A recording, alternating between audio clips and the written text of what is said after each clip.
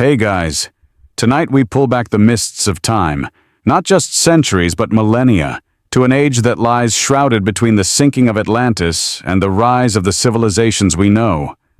Picture a world raw and untamed, where colossal stone monuments, stark and weathered, pierce skies thick with unknown stars, long before the pyramids or Stonehenge were even a glint in someone's eye. Imagine savage, blue-painted warriors clashing with ape-men in steaming jungles and brooding sorcerers weaving dark magic in cyclopean towers.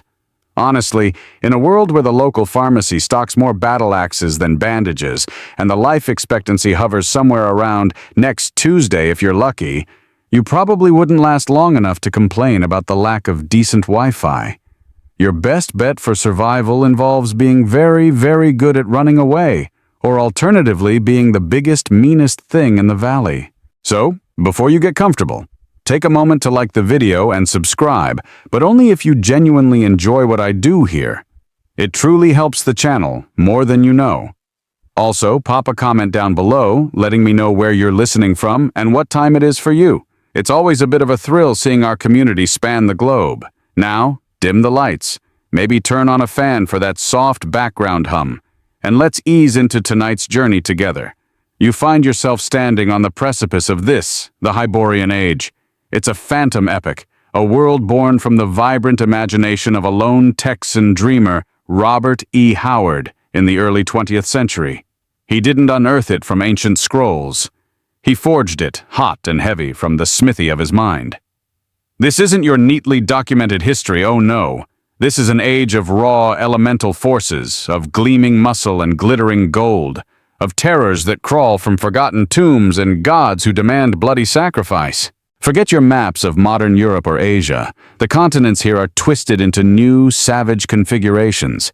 Mighty oceans have receded, new lands have risen, all in the wake of a cataclysm that drowned Atlantis and Lemuria, reshaping the very face of the earth. This period, as Howard envisioned it, falls somewhere around 10,000 BC.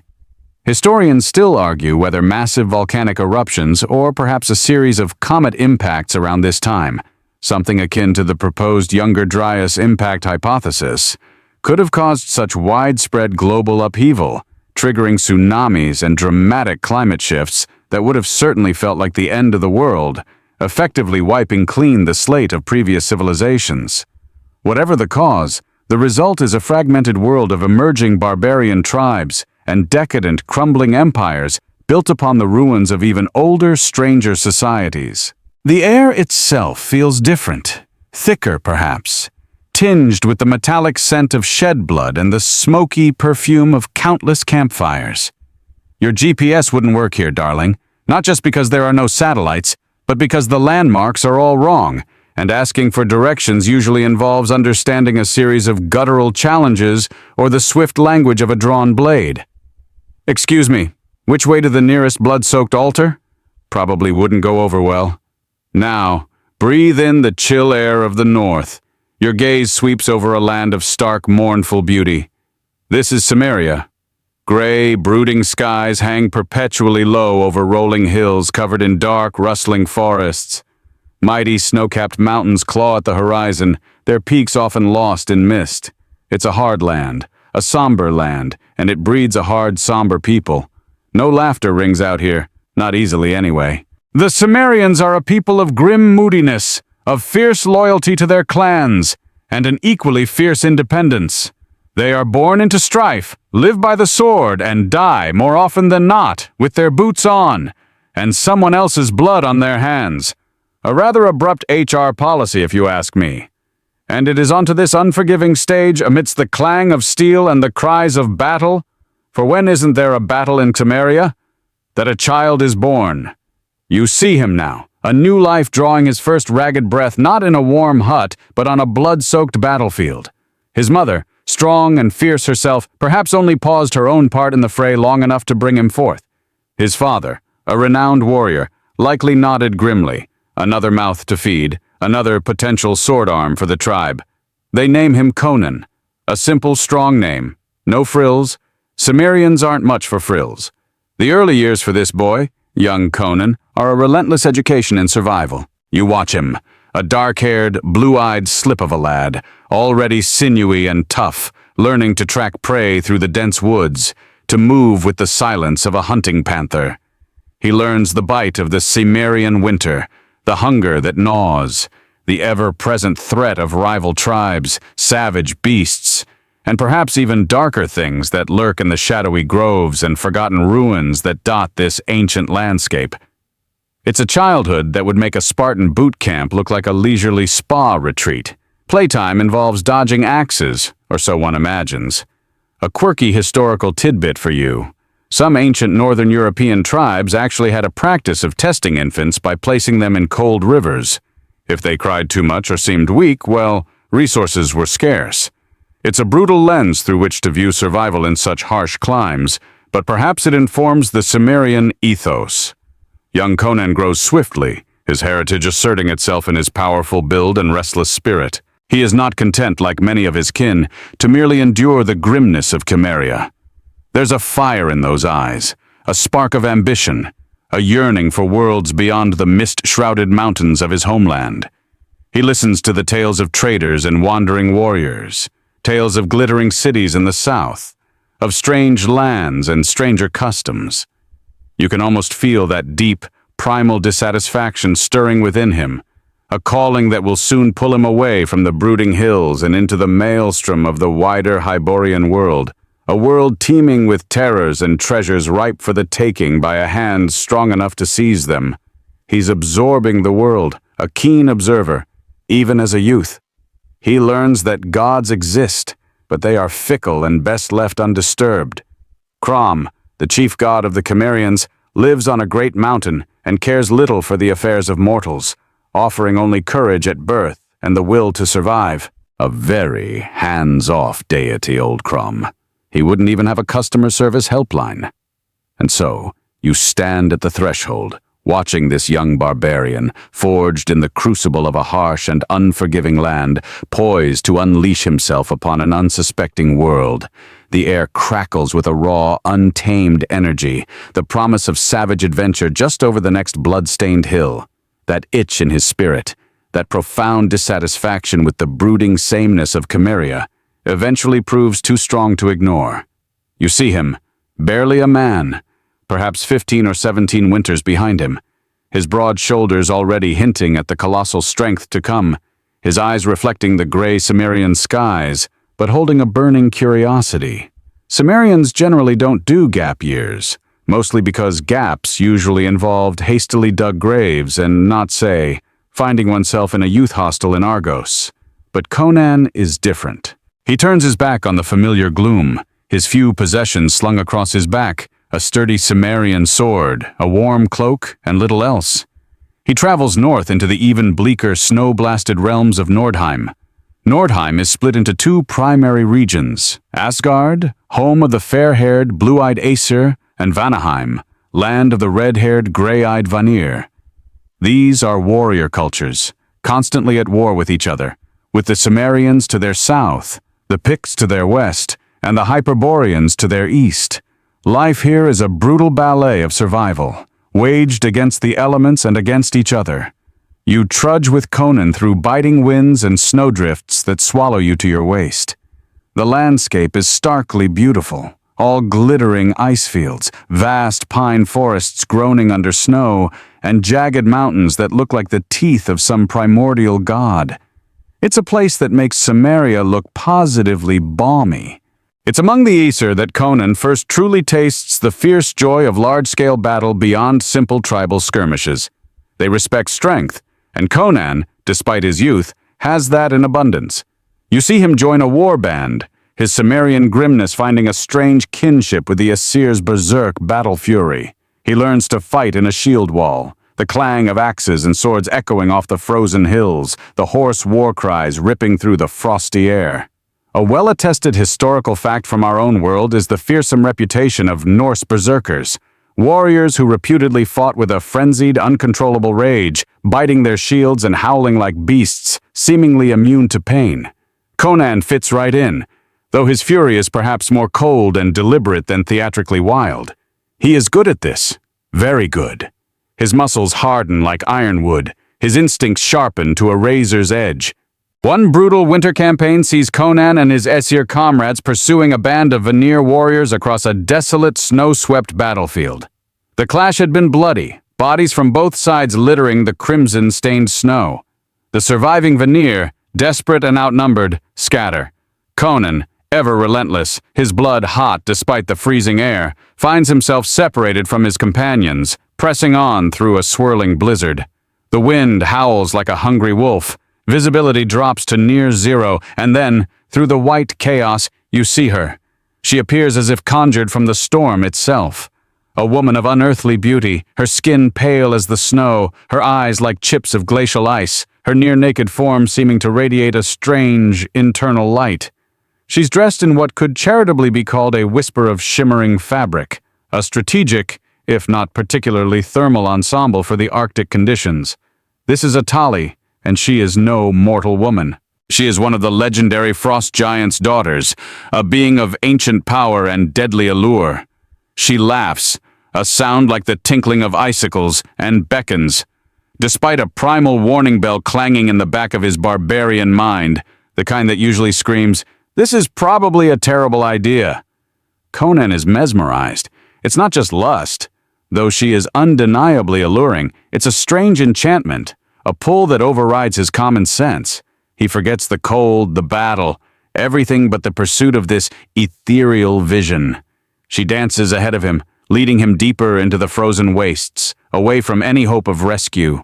You feel the subtle magic at play, the air around her seeming warmer, the landscape shifting subtly, becoming almost dreamlike. Many northern folklores speak of such entities, like the will-o'-the-wisp or corpse candles, ethereal lights or figures that lure unwary travelers to their doom in bogs or desolate places. A primal fear of being led astray by beauty that masks terrible danger. The chase is long and grueling. Conan's famed Cimmerian stamina is tested to its limits. He's driven by a potent cocktail of desire and a warrior's refusal to give up the hunt. Finally, breathless and weary, he corners her in a narrow ice-walled ravine. She turns to face him, her laughter gone, replaced by a chillingly predatory smile. And then her brothers appear. Two veritable giants of frost and rime, their forms immense and terrifying, armed with colossal ice axes. They are Ymir's sons, demigods of this frozen realm, and Atali was the bait. Old Ymir, it seemed, did not appreciate unannounced Cimmerian visitors trying to get friendly with his daughters, which in retrospect is fair parenting. The fight is desperate. Conan, against these supernatural behemoths, is like a wolf against two snow bears. But Cimmerian blood is stubborn. He fights with the ferocity of a cornered panther, his sword a blur of Cimmerian steel against their icy might. He's battered, wounded, driven to his knees, yet he refuses to yield. Just as it seems the frost giants will overwhelm him, as Atali watches with cold amusement, a shift occurs. The sky seems to split, and for a moment other figures, vast and shadowy, look down upon the scene, gods of the Aesir perhaps, intervening to save one of their favored temporary champions. Or perhaps it's Crom, for once, grudgingly acknowledging the sheer audacity of his son of Cimmeria.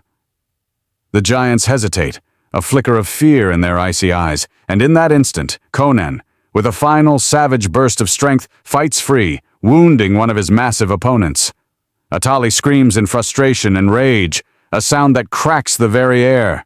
The vision shimmers, the illusory warmth vanishes, and the bitter cold of the real world crashes back in. Conan, bloodied and near collapse, finds himself alone again on the vast, uncaring snowfield, the figures of Atali and her kin fading like mist. Archaeologists and historians still debate whether the legendary Berserker gang trance was induced by ritual, psychoactive plants like henbane, or sheer battle fury. Whatever Conan tapped into that day, it was a primal force that saw him through an encounter that should have been his end. He stumbles back towards the Aesir encampment, the memory of the frost giant's daughter, beautiful, deadly, and utterly inhuman, burned forever into his young, hardening soul. It's a harsh lesson. The world is far stranger, and far more dangerous than even Cimmeria had taught him. And the beautiful ones? Sometimes they're the most dangerous of all. The chill of that encounter with Atali and her colossal brothers eventually thaws, but the experience leaves an indelible mark on Conan's spirit. Nordheim, with its endless snows and its rather aggressive supernatural wildlife, loses some of its charm. He carries new scars, not all of them visible, and a deeper understanding that the world beyond Cimmeria is filled with powers both ancient and actively hostile to mortal men. You feel that restlessness rekindle within him, the pull south, towards warmth, towards the fabled cities of myth and legend where, it is said, gold lies heaped in unguarded temple vaults, and wine flows like water. Less frostbite, more opportunity, a classic barbarian career move.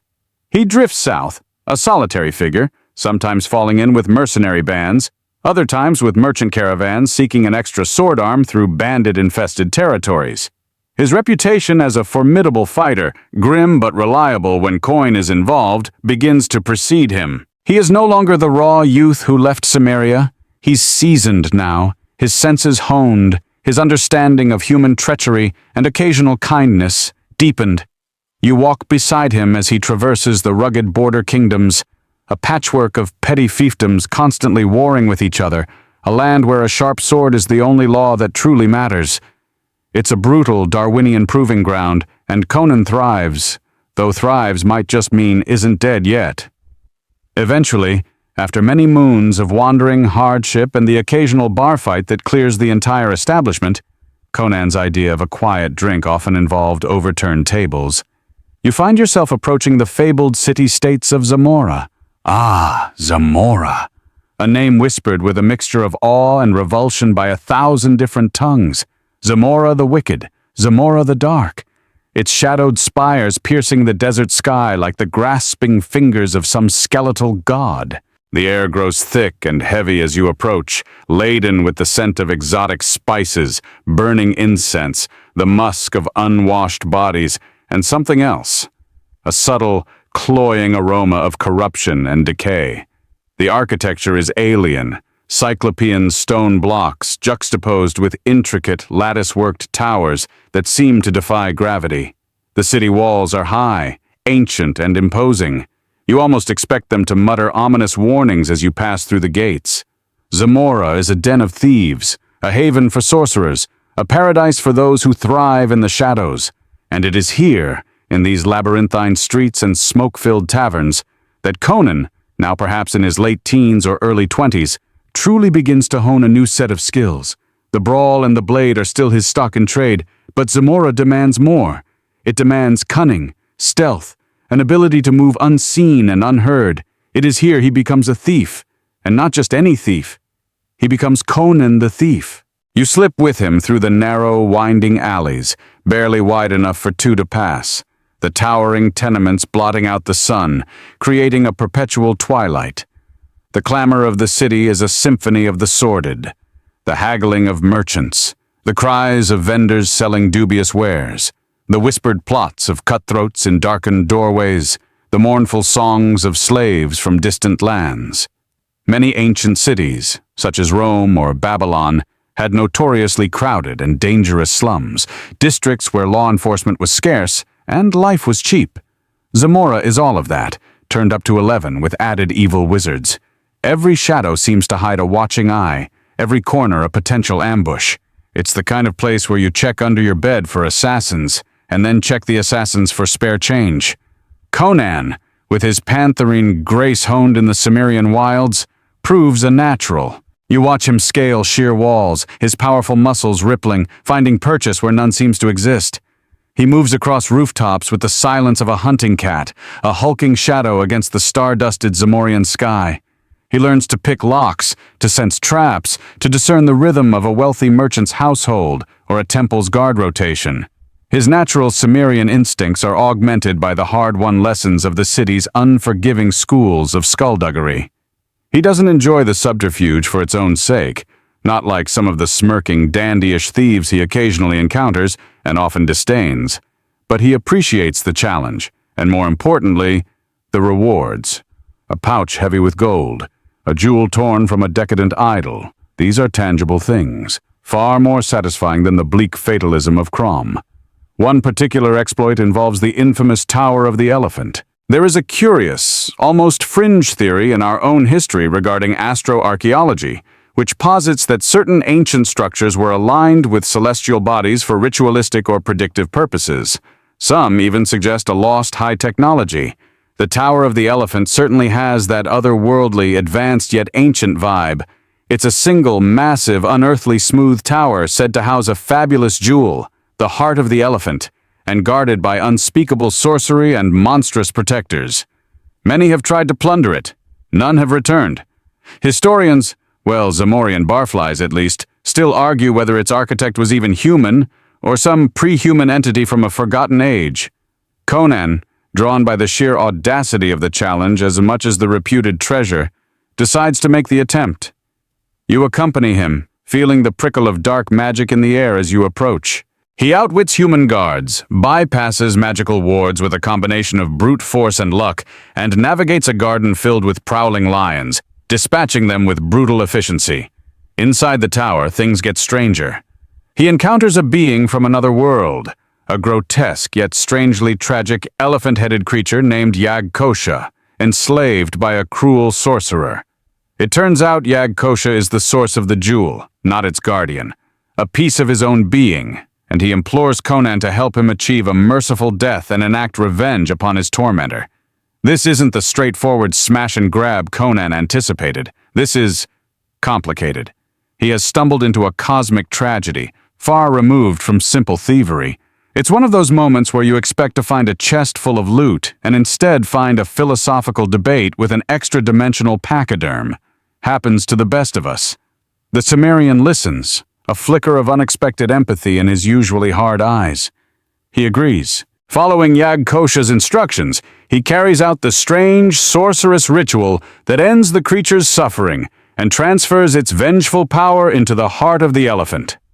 Conan then confronts the sorcerer, Yara, and in a scene of chilling poetic justice, unleashes the jewel's power, causing the wizard to shrink and be absorbed into it, a tiny, screaming figure forever trapped with the essence of his former captive. Conan leaves the tower not much richer in gold, but with a profound sense of an encounter with something vast and alien.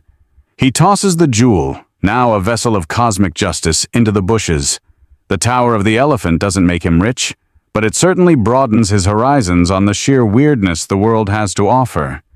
Zamora has taught him that not all monsters have claws and fangs.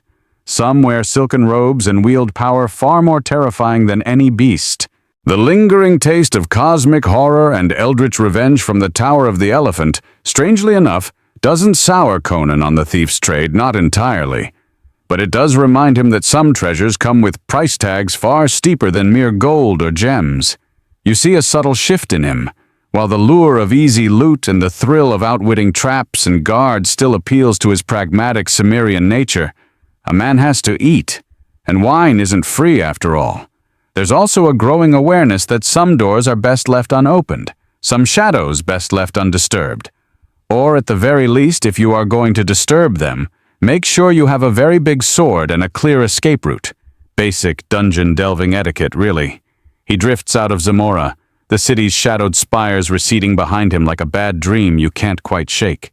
His pockets are somewhat heavier, his skills considerably sharper, and his tolerance for sorcerous nonsense perhaps a tiny bit lower. The call of the open road, the wind in his hair, and the prospect of less existentially fraught employment opportunities lead him eastward, towards the sun-scorched lands of Turan. Turan, a powerful empire with a militaristic bent, often hires mercenaries, and Conan's burgeoning reputation as a fierce, if somewhat untamed fighting man precedes him. Good references are hard to come by when your previous employers are either deceased or trying to curse you from beyond the grave. Your journey takes you across stark deserts, shimmering under a brutal sun. The heat is oppressive, the kind that bakes the breath in your lungs and makes the sand writhe like a living thing. Water becomes more precious than gold. You learn to sleep during the punishing daylight hours and travel under the cold gaze of the desert stars. Ancient desert cultures like the Bedouin or the Tuareg developed incredible adaptations to survive such harsh environments, from their loose, flowing clothing designed to protect from the sun and allow airflow, to to their knowledge of hidden wells and oases passed down through generations. Conan, a Cimmerian more accustomed to snow than sand, adapts with his usual grim resilience, though you can tell he'd trade a month of desert sun for a single Cimmerian blizzard. He's probably fantasizing about complaining about the cold again. It's during this eastward trek, skirting the fringes of the Vilayet Sea, a vast inland ocean, that he stumbles upon an island shrouded in an aura of dread and ancient mystery. Locals whisper tales of soothed, the city of the eternal dream, a place inhabited by beings who live in a perpetual drug-induced slumber, waking only to feed. Of course, drug-induced slumber to a barbarian probably sounds like a pretty good weekend, so naturally he investigates. Drawn by hunger, thirst, and that ever-present Cimmerian curiosity that so often leads to trouble, Conan and a female companion he's picked up along the way, a dancing girl named Natala, who proves surprisingly resourceful, find their way into this silent, opulent, yet deeply unsettling city. Soothed is a place of eerie beauty, its architecture fantastical, its corridors filled with rich tapestries and golden ornaments, yet utterly devoid of conscious life. The air is thick with the cloying scent of the black lotus, the flower whose fumes sustain the city's dreaming inhabitants. You walk with Conan and Natala through these deserted halls, the silence broken only by your own footsteps and the occasional soft sigh from a slumped figure.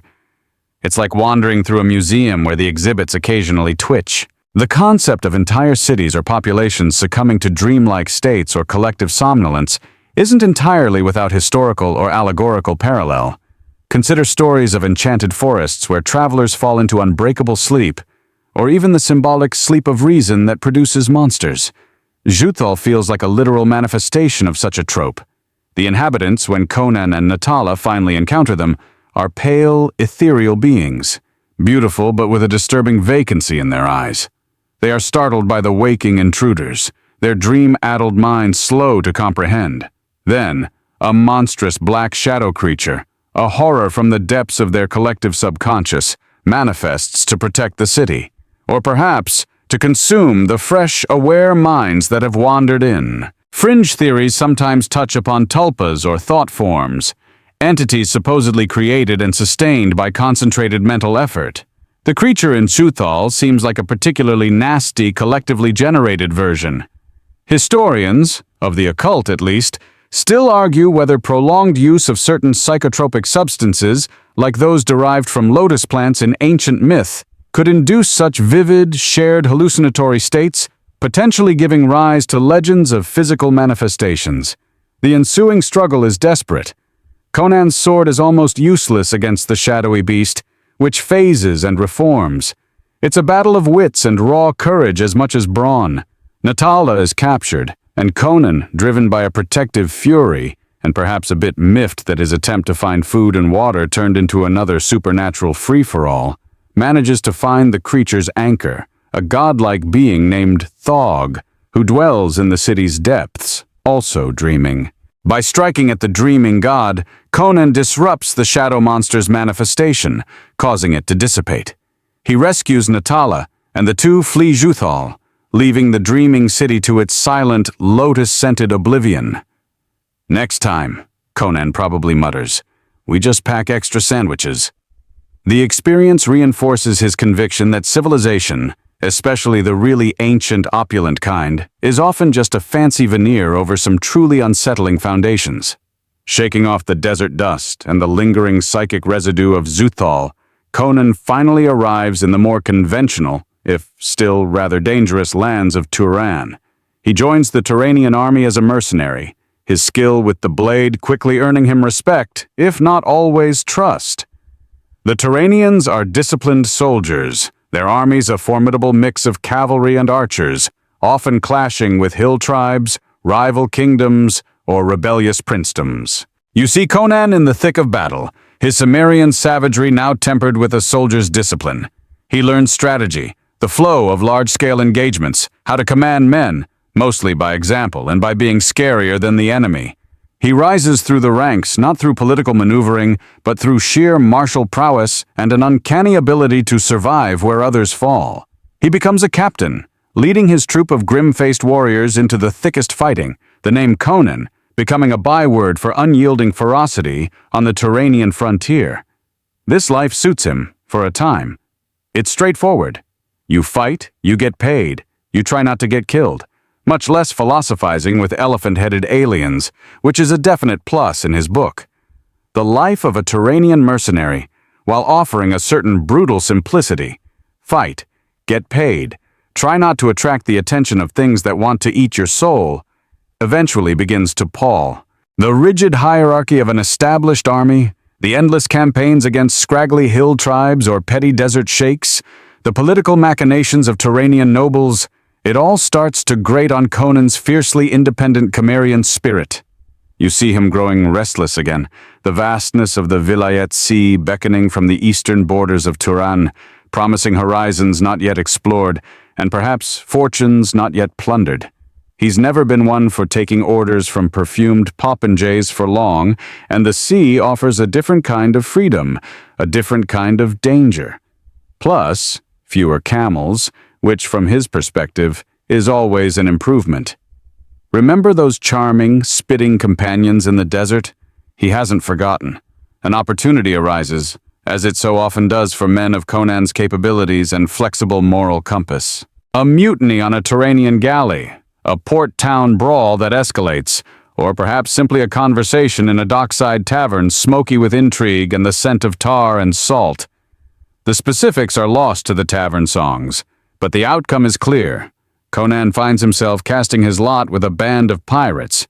Not just any pirates, but the Red Brotherhood, corsairs of the Vilayet Sea, a motley collection of desperate men from a dozen nations, united by their greed and their defiance of Turanian law. For a Cimmerian who chafes under authority, it's like a job fair-tailored just for him. The transition from soldier to sea rover is, for Conan, remarkably smooth. His strength makes him a terror in boarding actions, his keen eyesight valuable from the crow's nest, and his Cimmerian grimness seems to fit right in with the general pirate aesthetic. He learns the ways of the sea, the creak of timbers, the sting of salt spray, the art of navigating by the stars, stars that look surprisingly different when reflected in the vast, dark waters of the Vilayet, compared to when they were peeking through the forest canopy in Cimmeria. Ancient seafarers, like the Polynesians, developed incredibly sophisticated wayfinding techniques, using observations of stars, sun, ocean swells, and even bird flight patterns to navigate vast stretches of open ocean without instruments like the compass, which wouldn't be widely used for centuries. Conan picks up the practical aspects quickly, if not the deeper theory. If it gets him to the loot, it's good enough. And it is here, amidst the crash of waves and the roar of cannons, on the blood-slicked deck of a captured merchant ship, that he first lays eyes on her. Belit. The name itself sounds like a whip crack, or a whispered promise of treasure. She is the queen of the Black Coast, captain of the pirate ship Tigris, a Shemite woman of fiery temperament and breathtaking, untamed beauty. Her skin is ivory, her hair a storm-tossed mane of black, her eyes blazing with an intelligence and ferocity that matches Conan's own. She commands her crew of black corsairs not through fear alone, but through a charisma and a battle prowess that leaves no doubt as to who is in charge. When she speaks, even the waves seem to listen. A little. Their first meeting is electric, a clash of steel and wills. Conan, leading a boarding party from a rival pirate faction, or perhaps a prize crew he was part of, finds himself face to face with Belit. Instead of a fight to the death, there's a spark of something else. Mutual respect, a shared savagery, an undeniable attraction. She sees in him a kindred spirit, a man as untamed and powerful as the sea itself. He sees in her a woman who matches his own wildness, a queen in her own right, unbound by the conventions of the civilized lands they prey upon. Historians of our own world still argue whether figures like Anne Bonny or Mary Read, famous female pirates of the Caribbean Golden Age, truly commanded ships or primarily fought alongside their male counterparts.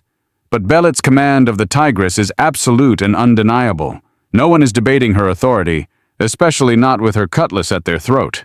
Conan, never one for half measures, promptly abandons his previous, less impressive pirate associates and throws in his lot with Belit and her black corsairs.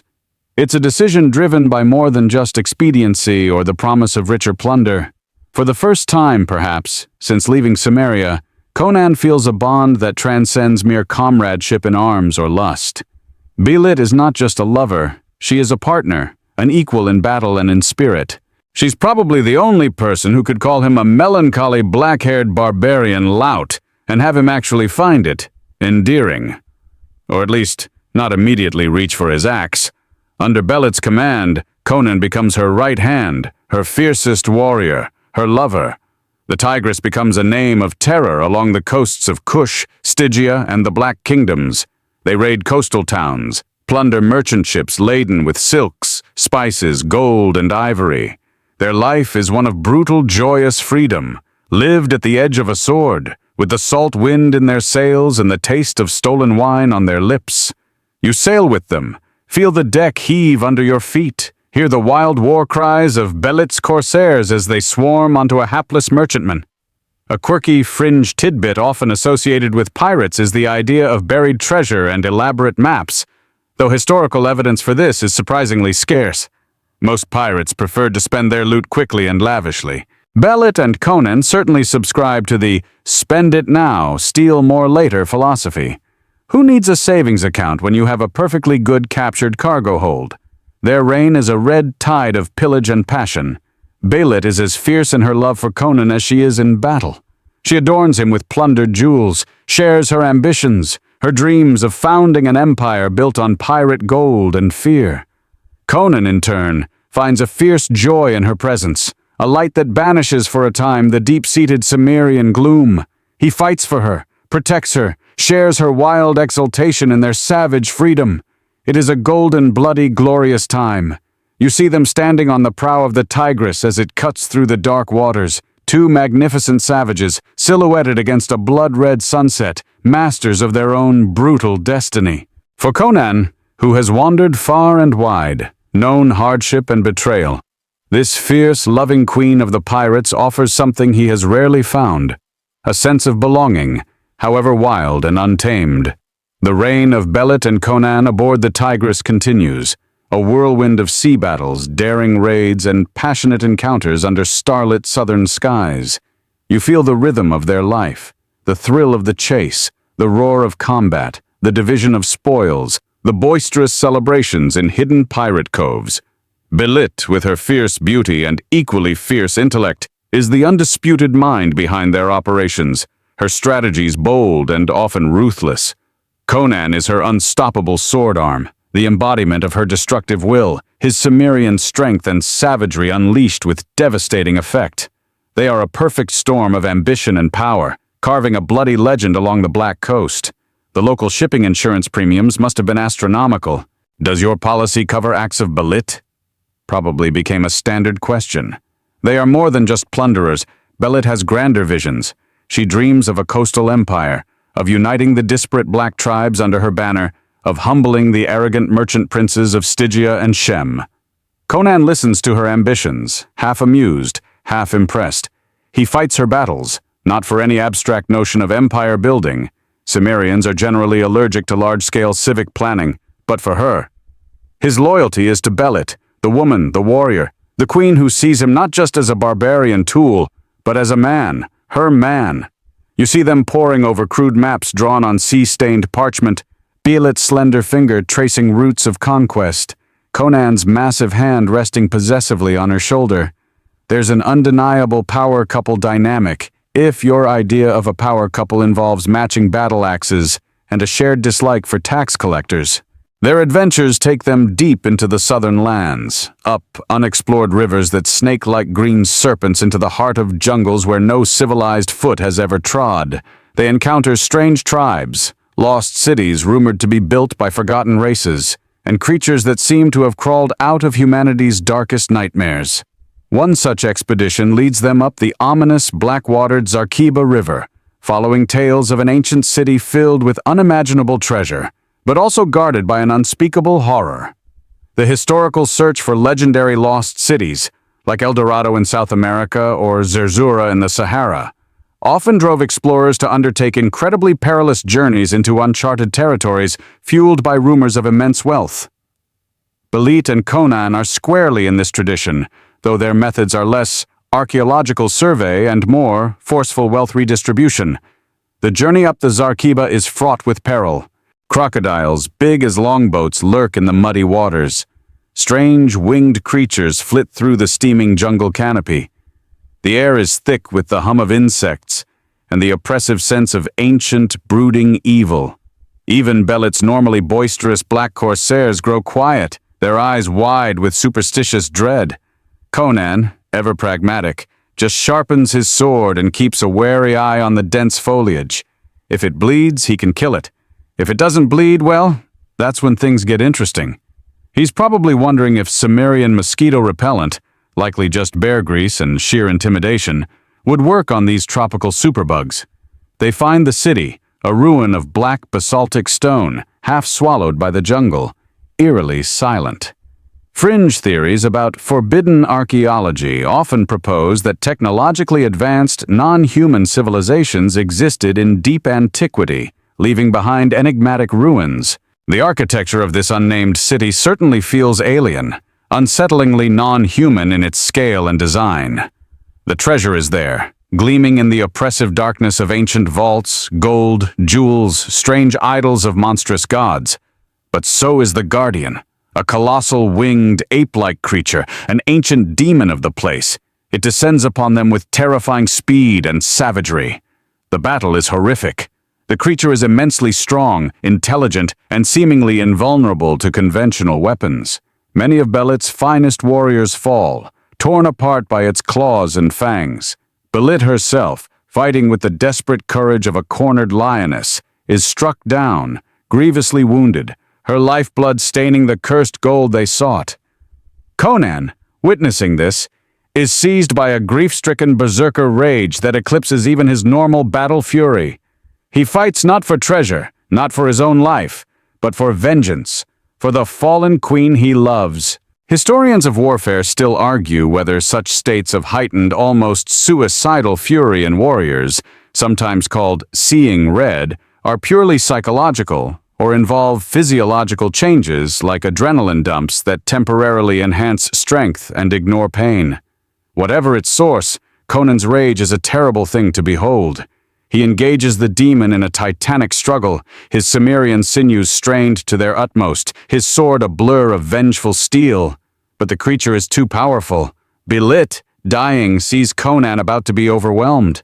In a final act of desperate love and defiance, she performs a forbidden act of ancient magic she learned from a Stygian sorcerer, a rite that binds her spirit to Conan, to give him the strength to prevail, even at the cost of her own soul's peace. Her dying cry is his name. Her spirit, now a wrathful, ethereal presence, materializes, a beautiful, terrible, avenging angel. She attacks the demon, distracting it, weakening it, giving Conan the opening he needs. With a final devastating series of blows, driven by his grief and her spectral aid, Conan slays the monster. It collapses, dissolving into shadow and foul-smelling ichor. But the victory is ashes in his mouth. Belit is dead. Truly dead. He holds her cooling body amidst the plundered, blood-stained treasure, a keening, primal sound of loss tearing from his throat, a sound that echoes the bleak Cimmerian winds of his birth. The vibrant queen, his fierce lover, his partner in savage glory, is gone. The tigress has lost its captain. Conan, for all his strength, his victories, his growing legend, feels a desolation deeper than any he has ever known. He gives her a chieftain's funeral, a blazing pyre built from the timbers of a captured ship, laden with the cursed treasure, sending her spirit to whatever afterlife awaits such a fiery soul. He walks away from the smoking embers, a changed man, the joy of their shared reign extinguished, leaving only the cold, hard grief and the burning memory of the Queen of the Black Coast. The sun seems dimmer, the world a harsher, emptier place. The flames of Belit's funeral pyre eventually die down, but the embers of grief smolder deep within Conan's Cimmerian soul. You see him, standing alone on a desolate beach, the smoking remains of the pyre behind him, the vast, uncaring ocean before him. The loss of Belit has carved something out of him, leaving a void that even his restless spirit and boundless vitality cannot easily fill. The boisterous camaraderie of the Tigress's crew, now leaderless and mourning, offers little solace. He is adrift, not just on the seas, but within himself. That raw, savage joy he shared with Belit feels like a distant, almost forgotten dream. The treasure they won, stained with her blood, holds no allure. He has always been a wanderer, a solitary soul at his core, but Belit had, for a time, made him part of something more. Now he is once again just Conan. He leaves the remnants of Belit's corsairs to their own devices, some scattering, some attempting to carry on her legacy, but without her fiery spirit, it's not the same. Conan turns inland, south and east, his path aimless, driven by a need to put distance between himself and the memories of the Zarkiba River. You journey with him, a silent observer to his brooding grief. He is quieter now, his famous melancholies deeper, his laughter, never frequent, now almost entirely absent.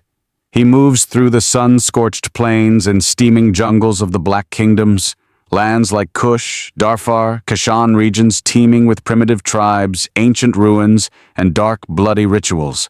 Remember those exotic locales from the tales he heard as a boy? He's living in them now, and they're significantly less glamorous and far more likely to involve unpleasant encounters with local wildlife, both human and otherwise. The Black Kingdoms are a mosaic of tribal societies, some friendly, some fiercely hostile. A notable historical fact is the vast diversity of cultures and political structures that existed across pre-colonial Africa, ranging from small hunter-gatherer bands to sophisticated kingdoms and empires like Great Zimbabwe or the Mali Empire. Howard's Black Kingdoms, while fantastical, reflect a similar, if exaggerated, spectrum of societal development. Conan encounters them all. He trades, he fights, sometimes he even leads, his martial prowess and sheer intimidating presence earning him temporary status as a war chief among certain tribes. He has a knack for picking up languages, a survival skill honed over years of wandering, though his diplomatic style often involves more grunting and sword-waving than nuanced negotiation. Speak softly and carry a big axe seems to be his guiding principle. His travels lead him to the borders of Stygia, that ancient sorcery-drenched kingdom of serpent worshippers to the north. Stygia is old, decadent, and evil, ruled by a secretive priesthood that serves the dark god Set. It's a place Conan instinctively distrusts and despises, a land where shadows cling like cobwebs, and the very air seems thick with unseen horrors. You feel the oppressive weight of millennia of dark magic as he skirts its southern frontiers, navigating through blighted oases and past crumbling snake-carved temples. A quirky, if perhaps grim, tidbit from our own ancient Egypt, which heavily inspired Stygia, is the practice of mummifying animals by the tens of thousands, including cats, ibises, and even crocodiles, often as offerings to specific deities. One can only imagine the sheer scale of serpentine mummification going on in Stygia. Conan would probably just find it a waste of good leather. In one such perilous valley, a place shunned by even the hardiest desert tribes, he stumbles upon a lost city called Alkmeenon, or rather, he's lured there. Historians still argue whether stories of lost white races or cities of unknown origin, found deep within Africa by early explorers, were based on actual encounters with isolated groups, distorted memories of historical migrations, like the Garamantes of the Sahara, or simply embellished tales designed to sell books and secure expedition funding. Alkmeenon seems to fit this trope, a city of pale-skinned inhabitants descended from some forgotten marooned expedition of an earlier age, now ruled by a cruel, immortal sorceress queen who maintains her eternal youth through dark rituals. It's always an immortal sorceress queen, isn't it? They must have a very exclusive club. Conan, ever the ruggedly handsome barbarian, inevitably catches the queen's eye. She sees in him a potential consort, a source of fresh vitality, or perhaps just an amusing diversion. He finds himself a pampered prisoner in her palace, surrounded by luxury that feels cloying and false after the wild freedom of the seas with Belit. The queen attempts to seduce him with promises of power, of eternal life by her side, but Conan sees the rot beneath the glamour, the terrified populace, the hints of monstrous sacrifices. He wants no part of her desiccated immortality. He feels Belit's loss even more keenly in this place of artificial life and stifling decadence. This isn't the vibrant passion he knew. It's something cold and predatory. his imprisonment doesn't last long. Conan is, after all, Conan. When subtlety fails, which it usually does as it's not really his strong suit, brute force and Cimmerian cunning tend to succeed. He incites a slave revolt, turns the palace guards against each other, and in a climactic confrontation, faces the sorceress queen in her inner sanctum, a place filled with eldritch energies and the grotesque remains of her previous consorts. The fight is not just physical, it's a battle against her powerful illusions and enchantments. But Conan's will, hardened by loss and his innate Cimmerian skepticism towards magic, proves stronger. He shatters her magical artifacts, sees through her deceptions, and finally ends her ancient, unnatural reign. The city of Alkmenon, freed from its cruel mistress, erupts in a mixture of celebration and chaos. Conan, having no interest in ruling a cursed valley city, far too much paperwork involved, takes what provisions he needs and moves on, leaving the people of Alkmenon to forge their own destiny. He adds, deposing immortal sorceress queens to his increasingly eclectic resume. It's becoming a bit of a specialty. The experience does little to lift his spirits, but it does reaffirm his preference for straightforward, honest savagery over the complicated, deceitful evils of civilized magic. The dust of Alkmenon and the memory of its withered, immortal queen settle behind Conan like just another layer of grim experience. He's moving north again, a gradual drift away from the steaming jungles and cursed valleys of the Black Kingdoms. The raw grief for Belit is still a heavy cloak around his shoulders, but the keenest edge has perhaps been blunted by time and the sheer necessity of survival. You see him, lean and hard, his eyes constantly scanning the horizon, a man perpetually wary but never truly cowed. He's like a force of nature himself, unyielding, elemental. If Cimmerian weather patterns were sentient, they'd probably be a lot like Conan, prone to sudden storms, deeply brooding, and best admired from a safe distance.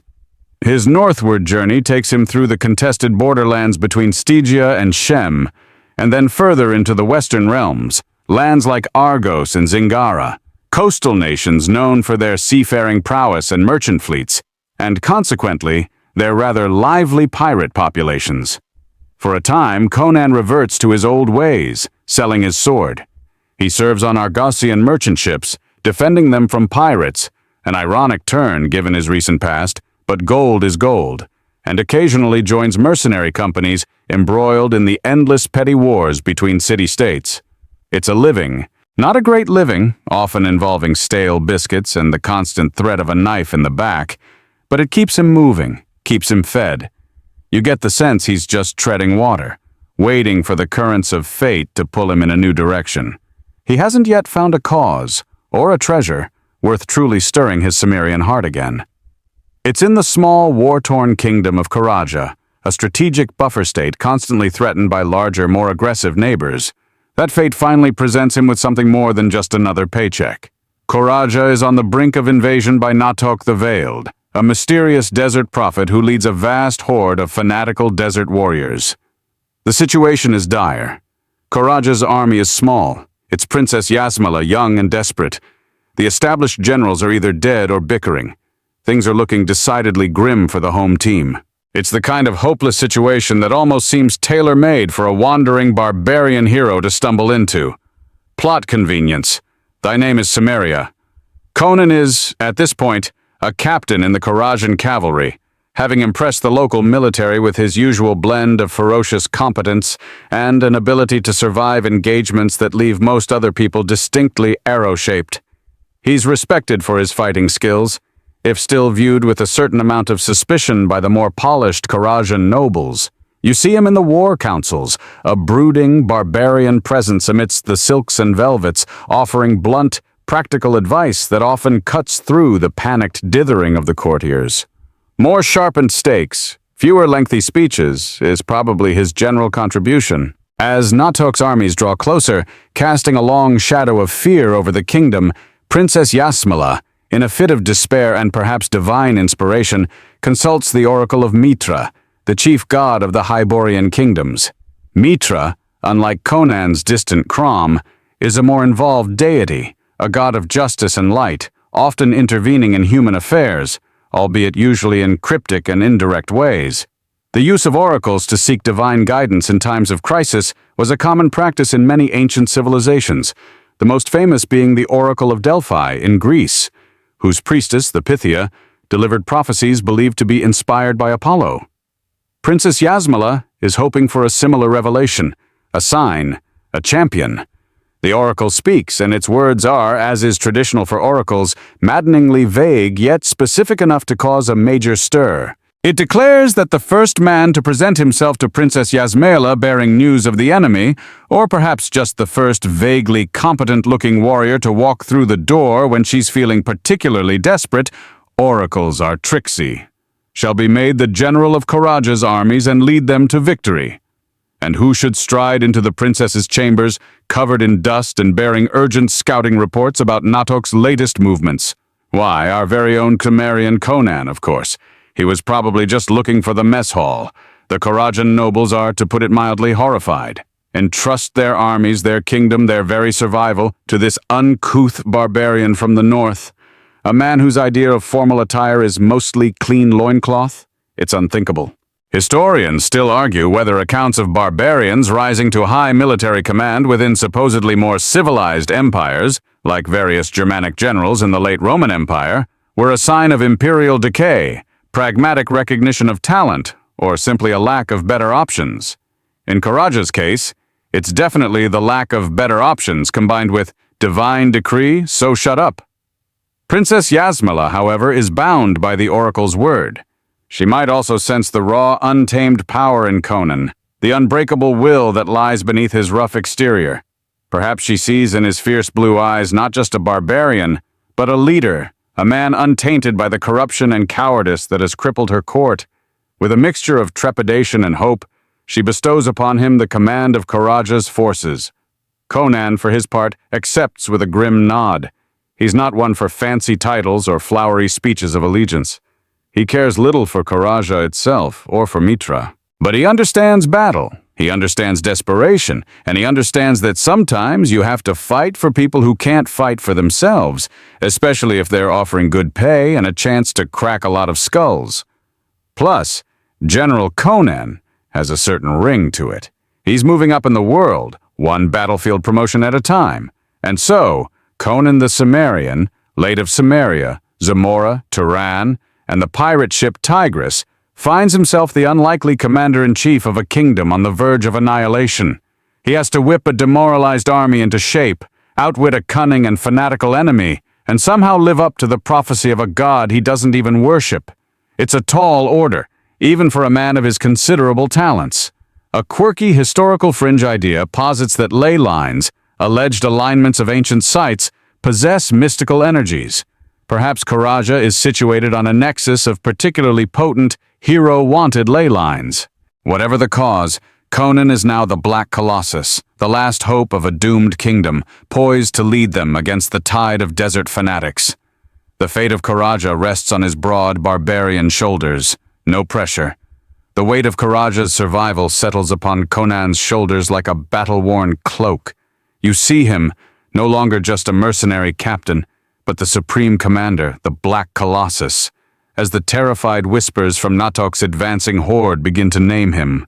The title refers not to his skin color, but to the dark, brooding intensity of his Cimmerian heritage, his towering physique, and the sheer, indomitable force of his will. He moves through the Karajan military camp, a whirlwind of decisive action. He dismisses incompetent nobles, promotes battle-hardened veterans regardless of rank, and instills a new, desperate courage into the outnumbered defenders. His methods are unorthodox, often brutal, but undeniably effective. He doesn't care for courtly manners or strategic treatises. He cares about sharpened steel, sturdy shields, and men who will stand and fight. His leadership style is less, inspire them with a rousing speech, and more, point them at the enemy and be the first one charging. Works surprisingly well, especially when the alternative is being overrun by desert zealots. Princess Yasmela watches him, a mixture of fear, fascination, and growing respect in her eyes. She had expected a barbarian, and she got one, but she also got a natural leader, a military genius whose instincts for warfare are as sharp as his Cimmerian blade. She places her trust and her kingdom's fate entirely in his massive scarred hands. He, in turn, offers her a gruff, almost paternal protection. He sees her not as a political pawn or a conquest, but as someone genuinely trying to save her people, a quality he can respect, even if her methods before his arrival were mostly panic and consult oracles. A sound strategy if you're out of other ideas, I suppose. The enemy, Natok's horde, is a formidable force, tens of thousands of desert warriors fired by religious fanaticism, believing their veiled leader to be a true prophet, a harbinger of a new age. Throughout history, charismatic leaders have often inspired fervent, almost cult-like devotion in their followers, leading to devastating wars and crusades. Natok is a master of this, his pronouncements driving his warriors into a self-sacrificial frenzy. They are a tide of human locusts, sweeping across the land, leaving devastation in their wake. They genuinely believe dying for Natok is a fast track to paradise, which makes them incredibly dangerous and difficult to intimidate. Trying to reason with them is like trying to negotiate with a sandstorm. Conan understands he cannot meet this horde in open battle on their terms. Karaja's army, even with his improvements, is too small, too fragile. He needs a different strategy. He chooses his battlefield carefully. A narrow pass, the Shamla Pass, where the enemy's superior numbers will be blunted, where disciplined defense can hold against a charging mob. He fortifies the pass with everything he can find. Trenches, sharpened stakes, rockfalls ready to be triggered. He drills his men relentlessly, teaching them Cimmerian-style ferocity and resilience. You see the sweat, the grime, the fear gradually being replaced by a grim determination in the eyes of the Karajan soldiers. They are no longer fighting for a distant king or abstract ideals. They are fighting for their homes, their families, and for the fearsome barbarian general who somehow makes them believe they might actually survive. The battle, when it comes, is an apocalyptic clash. Natok's warriors hurl themselves against Conan's defenses in wave after wave, their war cries echoing off the cliffs. The fighting is brutal, hand to hand, a maelstrom of dust, blood, and the clang of steel.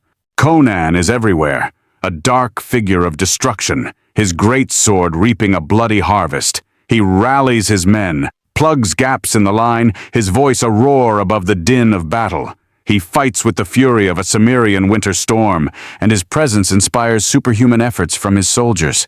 Historians still argue whether a single, exceptionally heroic individual can truly turn the tide of a major battle, or if such accounts are later embellishments.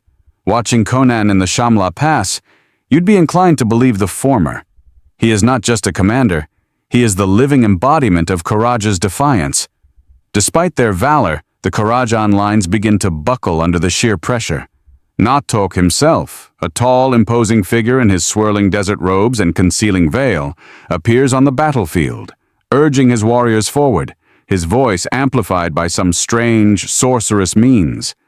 His presence incites his followers to even greater heights of fanaticism. Just when it seems Karaja's forces will break, Conan, recognizing the true linchpin of the enemy's power, decides on a desperate gamble. He gathers his personal guard, a cadre of his toughest, most loyal warriors, many of whom are probably other wandering barbarians he's picked up along the way, and launches a suicidal charge directly at Natok. If he can kill the prophet, he might break the enemy's morale. It's a classic cut off the head of the snake strategy, with the added complication that this particular snake has tens of thousands of very angry scales. The charge is a bloodbath. Conan and his men carve a path through the enemy ranks, a small wedge of savage fury aimed at the heart of the horde. Many fall, but they press on, driven by Conan's unstoppable momentum. He reaches Natok, and the two leaders clash, a barbarian king against a desert prophet, sword against scimitar, raw Cimmerian strength against zealous fury. The prophet, however, is more than just a charismatic leader. There is dark magic about him, an unnatural speed and strength. But Conan, who has faced sorcerers and demons before, is not easily daunted. He fights with a cold, brutal focus, his every blow aimed to kill. Remember that encounter with Yara in the Tower of the Elephant? Conan learned then that sorcerers bleed just like anyone else, sometimes more spectacularly. He disarms Natok, batters him to his knees, and with a final savage blow, his sword tears away the prophet's veil, and the truth is revealed. Natok is not some divinely inspired prophet. He is Shivatas, a notorious Cimmerian thief, a former acquaintance, perhaps even a rival, of Conan's from his days in Zamora the Wicked. A quirky historical tidbit is the existence of numerous false prophets and messianic figures throughout history, individuals who used charisma and deception to gather followers for political or personal gain, sometimes with devastating consequences. Shivatas is one such figure, having used stolen Stygian sorcery and oratorical skill to hoodwink an entire army of desert tribes. The divine power was just clever tricks and borrowed magic. The revelation, shouted by Conan across the battlefield, shatters the morale of Natok's horde. Their prophet is a fraud, a charlatan. Their holy war is a lie. Disillusionment spreads like wildfire. The fanatics, moments before willing to die for their leader, now hesitate, confused and betrayed. Seizing the moment, Conan and the rallied Korajans launch a final, desperate counterattack. The desert horde, its spirit broken, collapses and flees. The Shamla Pass is held. Koraja is saved. Conan stands victorious but exhausted amidst the carnage, the impostor prophet dead at his feet. Princess Yasmela, witnessing his triumph, looks upon him not just as a general, but as a savior. He has indeed become their black colossus, but for Conan, it's just another battle won, another bloody task completed. He is already thinking about his pay, and perhaps a very long nap. The echoes of battle in the Shamla Pass eventually fade, replaced by the relieved cheers of the Korajan people. Conan, the unlikely savior, is hailed as a hero. Princess Yasmela offers him riches, titles, a permanent high-ranking position in her court. But you see that familiar restlessness stirring in his blue eyes. The confines of a civilized court, even one that regards him with gratitude and awe, are still confines. He is a Cimmerian, a wanderer. The applause and adulation are nice for a while, but they don't fill the emptiness that Belit's loss left, nor do they satisfy the itch for new horizons that forever burns within him. He also suspects that the gratitude of nobles has a notoriously short shelf life, usually expiring around the time the next political crisis or tempting tax increase comes along. He accepts a generous reward, enough gold to make a lesser man comfortable for life. But for Conan, it's merely a pleasant temporary weight in his purse. And then, true to his nature, he takes his leave.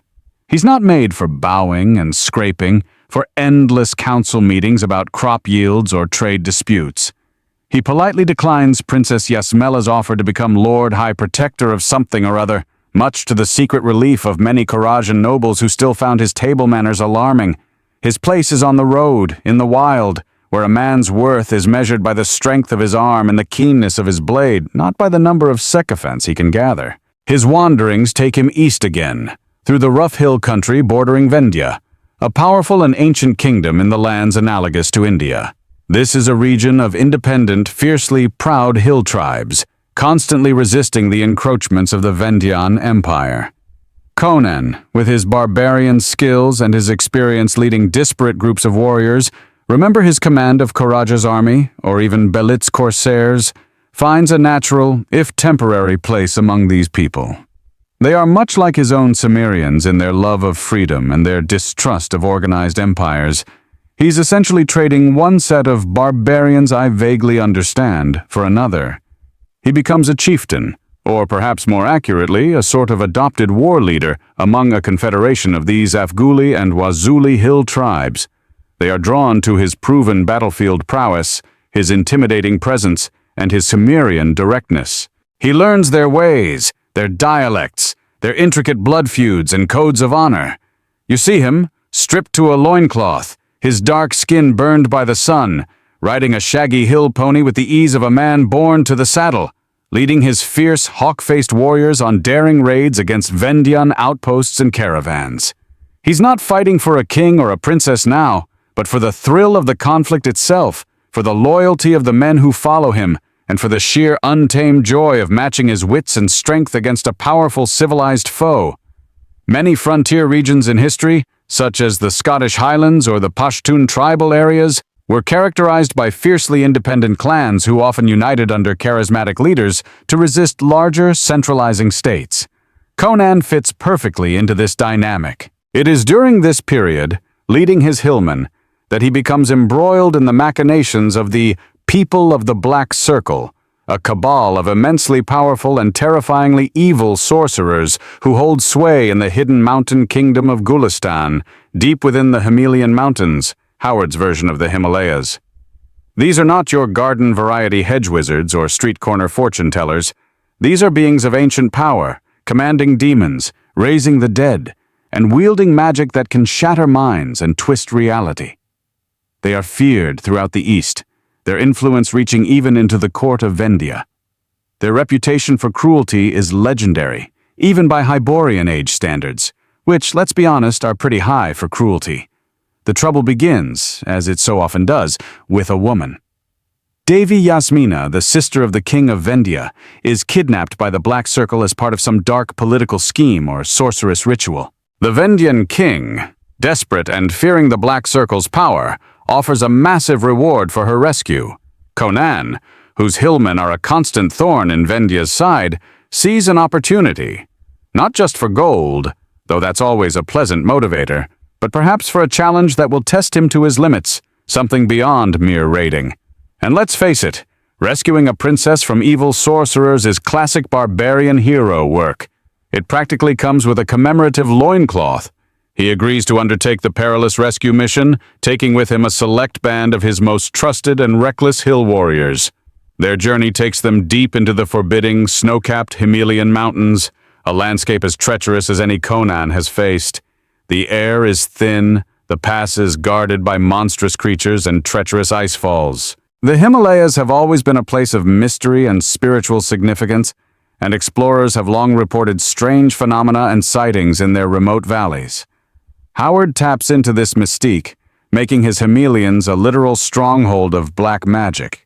Conan and his men fight their way through patrols of the Black Circle's demon-bound guards, navigate booby-trapped mountain paths, and endure the bone-chilling cold. Fringe theories about hidden mystical cities in the Himalayas, like Shambhala or Agarthi, abound. Gulistan, the fortress city of the Black Circle, certainly has that vibe of a secret, magically protected enclave. Historians of esoteric lore still argue whether ancient meditative practices in such remote, high-altitude locations could induce altered states of consciousness, perhaps leading to experiences interpreted as encounters with supernatural entities or hidden masters. For Conan, it's less altered states and more avoiding yetis with bad intentions. He infiltrates the dread fortress of the Black Seers. The place is a nightmarish labyrinth of dark corridors, chambers filled with bubbling concoctions, and libraries groaning under the weight of forbidden lore. He faces the Seers themselves, beings of terrible power whose minds can kill as surely as any blade. The climax involves a desperate confrontation with the Master of the Black Circle, a sorcerer of almost godlike power in his inner sanctum. The battle is a terrifying display of sorcery against brute Cimmerian strength and indomitable will. Conan, through sheer ferocity, a bit of luck, and perhaps the intervention of some Vendian gods who don't appreciate their princesses being used as spell components, manages to disrupt the master's magic and turn it back upon him. The resulting magical backlash devastates the fortress. Conan rescues Devi Yasmina, a proud and fiery woman in her own right, who is more than a little impressed by her barbarian rescuer. They fight their way out of the collapsing citadel, leaving the surviving members of the Black Circle scattered and their power broken, at least for a time.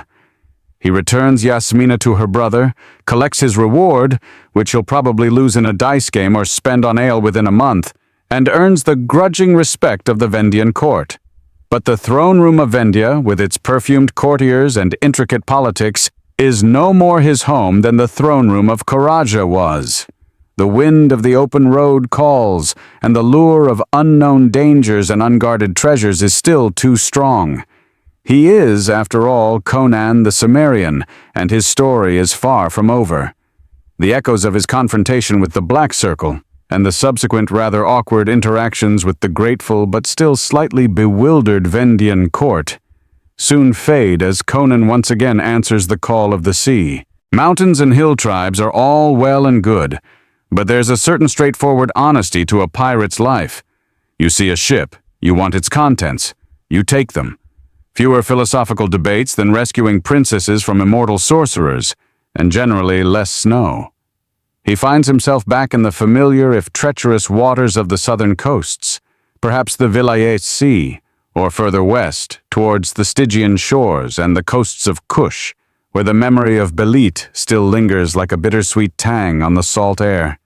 He might even be using some of the Vendian gold to fund his new maritime enterprise.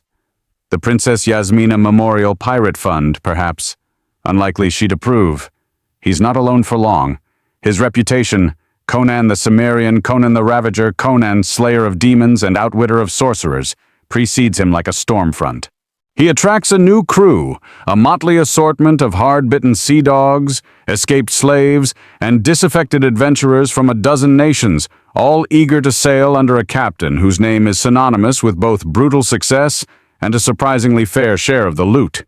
He acquires a ship, sturdy and swift, and for a time he is once again a pirate king, his black-maned figure a terror to merchant shipping. You can almost hear the maritime insurance adjusters collectively groaning every time his sails are sighted on the horizon. Remember the good old days with Belit on the Tigris? This is similar, but perhaps tinged with a little more of Conan's characteristic Cimmerian gloom, now that he's the sole proprietor of the piratical enterprise. It's during one of these raiding voyages, searching for plunder and perhaps a decent tavern that isn't immediately trying to curse him, that he and his crew stumble upon a remote, fog-shrouded island, uncharted on any map they possess. It's an ominous, silent place, volcanic in origin, with black, jagged cliffs rising from a turbulent sea. The air itself feels wrong, heavy with an ancient dread. Most of his crew, seasoned though they are, want nothing to do with it. Their superstitions, usually kept in check by Conan's intimidating presence and the lure of gold, flare up with a vengeance. "Bad juju, Captain," they mutter. "Very bad juju." Sailors throughout history have always been a superstitious lot, with elaborate rituals to appease the sea and countless tales of ghost ships, cursed islands, and monstrous sea creatures. This island ticks all the avoid-at-all-costs boxes on their mental checklist. But Conan, driven by that familiar Cimmerian mixture of stubbornness, curiosity, and a suspicion that places everyone else avoids, often contain the best loot, decides to investigate. He takes a small, reluctant shore party with him. As they explore the island, they find it to be eerily beautiful in a terrifying way. Strange, unearthly vegetation grows in twisted profusion. The silence is broken only by the cry of unseen birds and the distant, rhythmic roar of the surf against the black rocks. And then they find the statues, colossal, vaguely reptilian or batrachian figures, carved from an oily black stone, their expressions conveying an ancient alien malevolence. They are weathered by eons, yet still exude an aura of palpable power.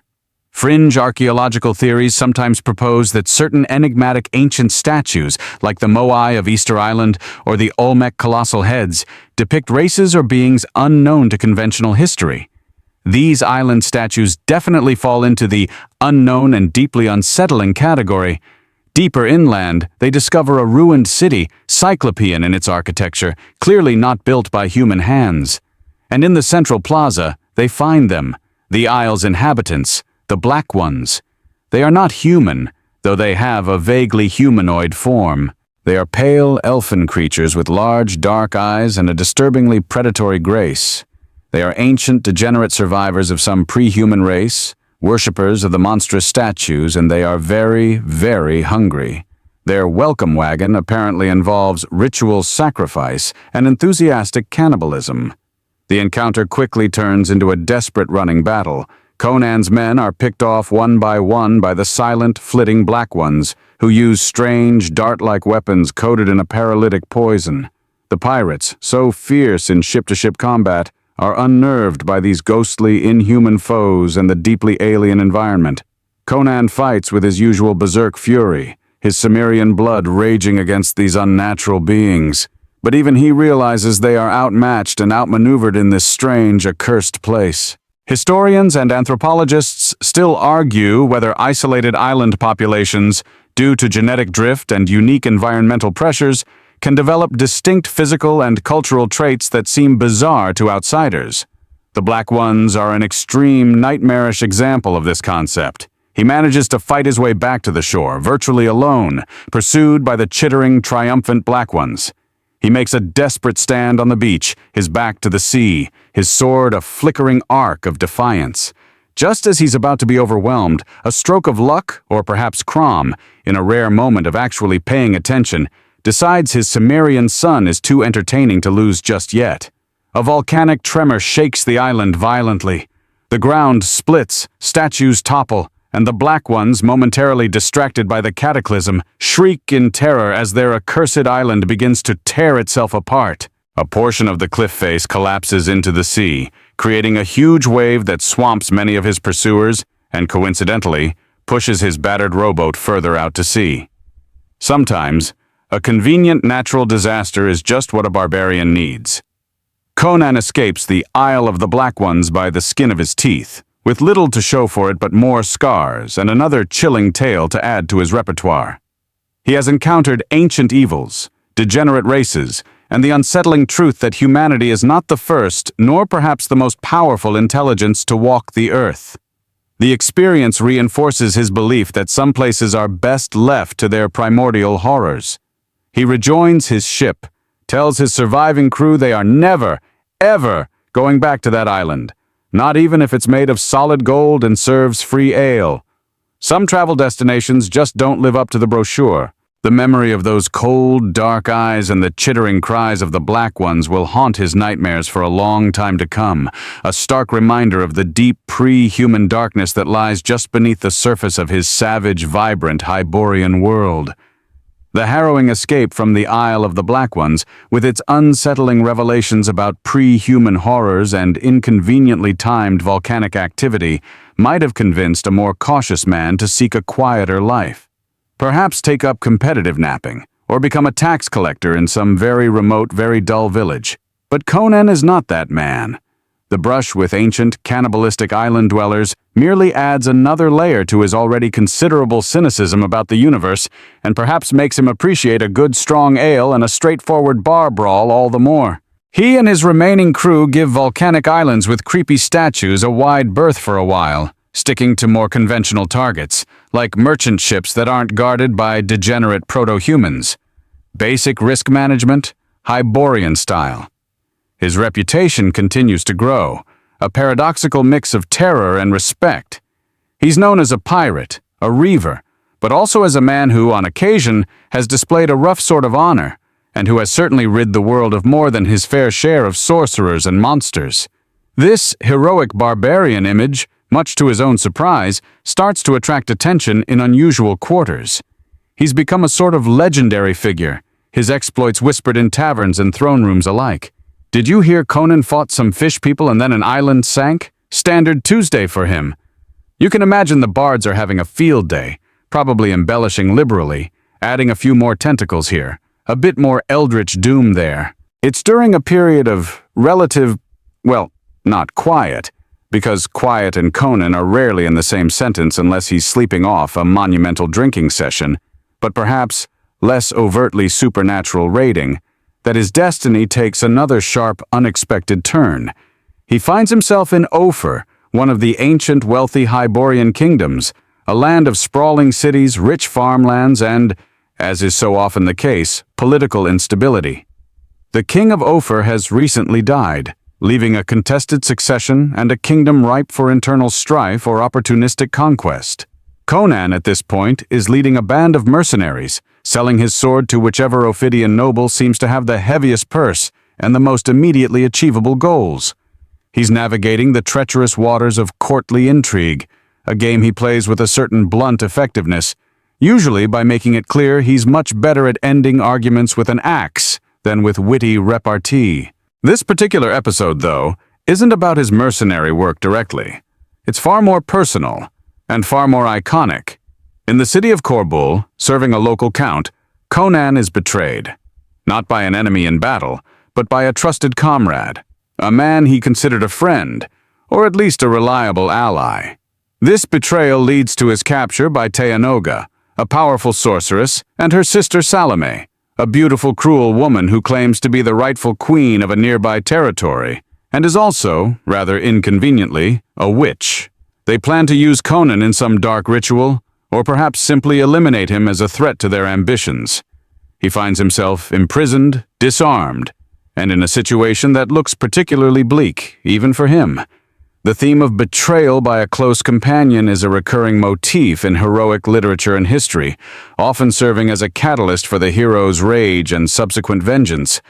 Think Caesar and Brutus, or Samson and Delilah. Conan is about to join that illustrious, if rather unfortunate club. The method of his intended execution is particularly infamous. He is crucified, nailed to a cross on a barren hillside, left to die a slow, agonizing death under the blazing sun. This is not a quick, clean death in battle. This is ignominy, helplessness, a drawn-out torture designed to break his body and his spirit. You watch, helpless yourself, as the Cimmerian, the conqueror, the pirate king, is reduced to this state of utter vulnerability. His massive strength, his incredible vitality, seem to be ebbing away. Vultures circle overhead, impatient. The pain is excruciating, the thirst a torment. Most men would succumb, would break, would curse their gods and die. But Conan is Cimmerian. Crom, his grim god, offers no comfort, no salvation, only the strength to endure, the will to fight even when all hope seems lost. And in Conan, that will is an unbreakable iron core.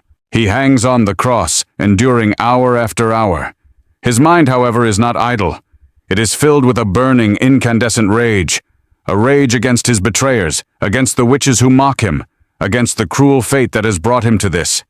It is a rage that focuses his remaining strength, that keeps the spark of life flickering within him. A fringe medical theory, sometimes called hysterical strength, suggests that under extreme duress or life-or-death situations, individuals can exhibit bursts of physical power far beyond their normal capabilities. Conan on the cross seems to be tapping into some primal wellspring of this. As night falls, a lone figure approaches the cross. Not a tormentor, but an unexpected rescuer, Olgierd Vladislav, a former pirate captain from the Vilayet Sea, a one-time rival, now a fellow outlaw. Perhaps he owes Conan a debt, or perhaps he simply respects a fellow reaver too much to see him die like this. He cuts Conan down. The Cimmerian is barely alive, a shattered wreck of a man, but the fire in his eyes still burns. Olgierd and his men tend to his wounds, give him water, nurse him slowly back from the brink of death. Historians still argue whether survival after crucifixion was possible. While exceedingly rare, there are a few disputed accounts. For Conan, his almost supernatural constitution and indomitable will make it just barely a reality. His recovery is slow, agonizing.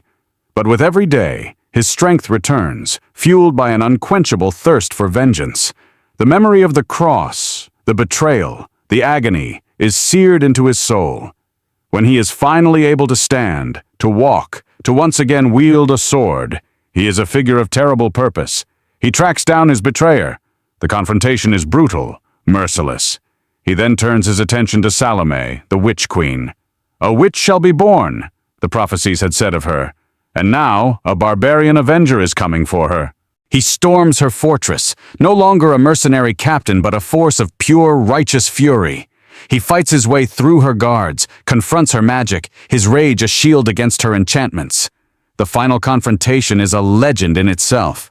Salome, beautiful and deadly, attempts to ensnare him with her sorcery, her wiles. But Conan, hardened by loss, betrayal, and near death, is immune. He is vengeance incarnate. He fulfills a prophecy of his own making, that witches who cross Cimmerians tend to have very short, very unpleasant reigns. His revenge is absolute, terrible, and deeply satisfying to his scarred soul. He leaves Korbol a smoking ruin, a grim monument to betrayed trust and Cimmerian justice. He has faced death and spat in its eye. He is reborn in a way, harder, more implacable than ever. And the world will soon learn that a Cimmerian who has cheated the cross is a very dangerous man indeed. The ordeal of the crucifixion and the brutal cleansing fire of his revenge upon Salome and her cohort leave an indelible mark on Conan. You see it in the new lines etched around his eyes, in the way his already grim demeanor has deepened into something even more formidable. He has faced the abyss and returned, not softened by the experience, but tempered like fine Cimmerian steel. The taste of betrayal is a bitter ash in his mouth that no amount of ale or slaughter can entirely wash away. He wanders again, but there's a new gravity to him, a sense of a man who has looked into the darkest corners of human nature and his own mortality, and has come to certain hard conclusions. Mostly, these conclusions involve trusting very few people and keeping his sword exceptionally sharp. Standard Cimmerian operating procedure really, but now with extra existential weight.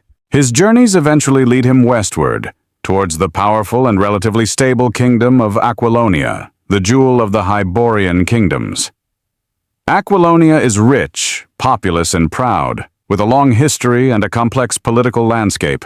It's the kind of place Conan usually avoids, or at best, passes through quickly on his way to less civilized, and therefore, in his view, more honest lands. He probably finds their obsession with courtly manners and elaborate tapestries rather tiresome. Fewer tapestries, more wolves would be his Cimmerian interior design motto.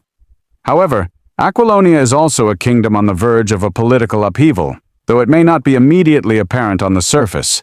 King Numedides, its current ruler, is a degenerate tyrant, cruel, paranoid, and increasingly disconnected from the welfare of his people. Discontent simmers beneath the veneer of Aquilonian splendor. Nobles plot in shadowy corners, the common folk suffer under heavy taxes and arbitrary cruelties, and the army grows restive. It's a powder keg waiting for a spark, and who better to provide an unintentional spark than a certain wandering barbarian with a knack for being in the wrong place at the right time, or perhaps the right place at the exactly correct, destiny-altering time? Conan, at this point, is probably just looking for work, plying his trade as a mercenary captain. He finds himself embroiled in the border wars Aquilonia is fighting against the wild Pictish tribes to the west. These are savage, brutal conflicts, fought in dense forests and misty swamplands against a foe as fierce and untamed as any Conan has faced. The historical Roman Empire famously struggled with its own barbarian frontiers, like the Germanic tribes across the Rhine or the Picts in Caledonia, modern Scotland, whose guerrilla tactics and fierce resistance often frustrated Roman legions. Conan, leading Aquilonian frontier troops, understands both sides of this equation, the civilized army trying to impose order, and the savage warrior fighting for his homeland. He fights the Picts with his customary Cimmerian ferocity, but perhaps with a grudging respect for their tenacity. His successes on the frontier, combined with the growing instability at the Aquilonian court, bring him to the attention of a powerful faction of rebellious nobles. They see in Conan not just a skilled mercenary commander, but a symbol, a man of immense strength and untamed power, uncorrupted by the decadence of Numedides' court. They see him as a potential weapon, a battering ram to break the king's tyranny. They approach him with a proposition: help them overthrow Numedides, and he will be richly rewarded. He will be made commander of Aquilonia's armies. Conan, ever the pragmatist, is initially skeptical. He has little love for kings or politics. But Numedides is a particularly vile specimen, and the promise of leading the finest army in the Hyborian world and the attendant golden power is a strong lure. Plus, overthrowing a tyrant sounds like a satisfying day's work. He agrees. A quirky fringe theory suggests that certain objects or symbols can act as focal points for collective psychic energy or destiny. The phoenix, a symbol of rebirth and royalty in Aquilonia, often appears on its banners and regalia. As Conan becomes entangled in this rebellion, it's as if the very symbol of Aquilonian destiny is aligning itself with him. The rebellion is swift and bloody. Conan, at the head of the rebel forces, fights his way to the capital, Tarantia. He leads the assault on the royal palace, his Cimmerian war cry echoing in the marbled halls. King Numedides, cowardly and degenerate, is no match for the barbarian's fury. In a dramatic confrontation in the throne room, Conan confronts the tyrant. There's no prolonged duel, no witty banter. Conan, with a single powerful blow, strangles the life out of the cowering king. And then, in a move that shocks everyone, including probably himself, he seats himself upon the vacant lion throne of Aquilonia. He claims the crown by right of conquest. Conan the barbarian, the reaver, the wanderer, is now king of Aquilonia. The nobles who backed him are likely stunned. They wanted a general, a tool. They got a king, a very large, very heavily armed king who is unlikely to take kindly to being told what to do. His coronation is a strange affair. A barbarian warlord uneasily adorned with the trappings of Hyborian royalty. The crown sits a little awkwardly on his black square-cut mane. The royal robes probably feel restrictive. He is King Conan. The title sounds almost like a joke, yet there he is. His first trials as king are immediate and severe. He must consolidate his power, deal with treacherous nobles who see him as an upstart, fend off external enemies eager to take advantage of Aquilonia's perceived weakness, and learn the baffling art of governance. Historians still argue whether a barbarian leader, unversed in the traditions and complexities of a sophisticated state, could effectively rule such an entity, or if their reign would inevitably be short and chaotic. Conan is about to put that theory to the test. One of his first challenges involves rooting out a conspiracy led by a powerful sorcerer named Thoth Amon, a servant of the serpent god Set. Remember those lovely Stygian folks? Who seeks to destabilize Aquilonia and restore a more pliable ruler to the throne. The conflict is fought not just with swords, but with dark magic and subterfuge. Conan, drawing on his years of experience dealing with evil wizards, it's becoming a rather unfortunate specialty of his, uncovers the plot.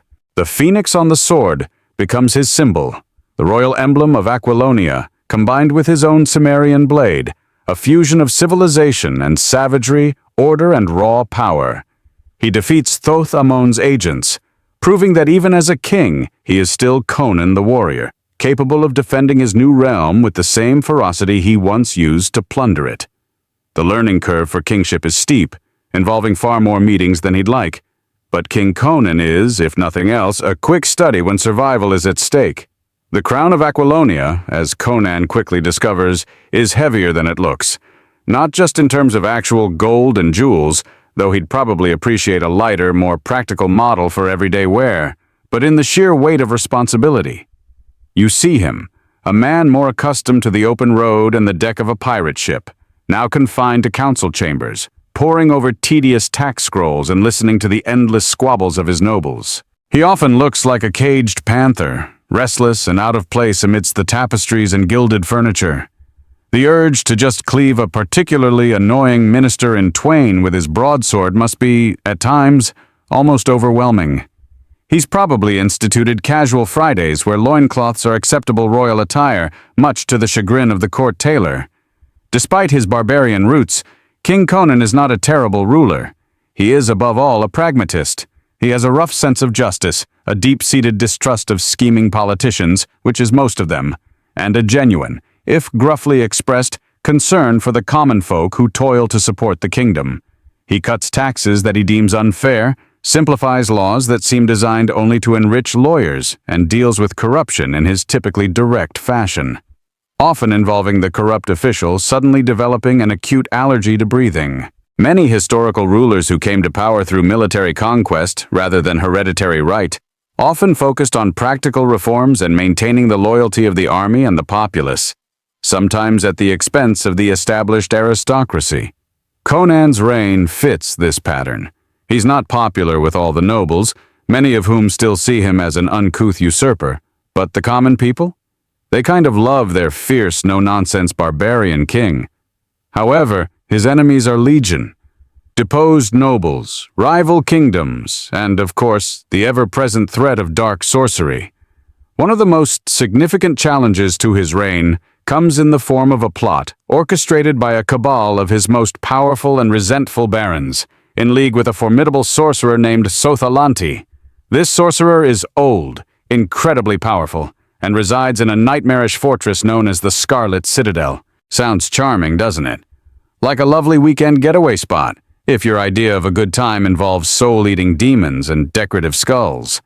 The conspirators managed to lure Conan into a trap.